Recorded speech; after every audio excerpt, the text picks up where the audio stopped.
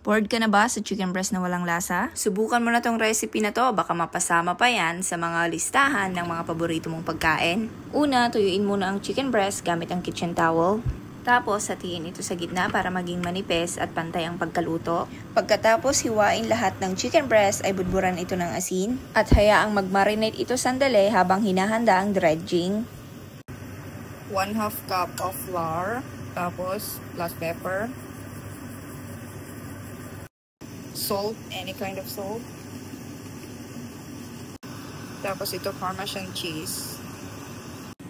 Then mix. Then ikukut ko yung chicken dito. Initin yung cast iron. Cast iron yung gamit ko. Tapos maglagay ng olive oil, butter. 1 tablespoon of butter. Ikukut ko lang yung chicken dito sa flour mixture or dredging mixture. Dapat mainit ang kawali, mantika at butter para perfect ang pagkaluto ng chicken. So, iluto yung chicken 2 minutes per side. Yan. After 2 minutes, balik ka rin, then another 2 minutes. Add white wine.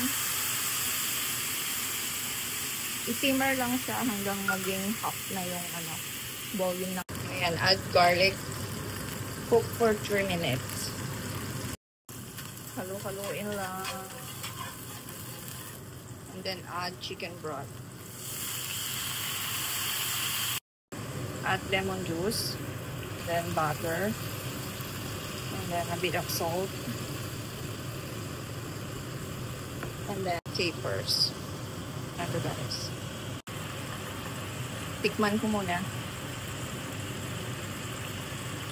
Perfect. Dapat yung lasa niya is buttery and lemony. Kumukulo na siya. So, i-add na natin tong chicken.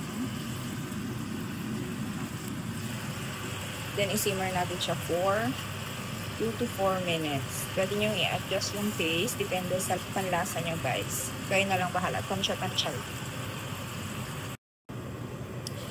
Ready na. Ready na ang ating chicken piccata. Maraming salamat sa panonood. Hanggang sa susunod na luto-lutoan serye.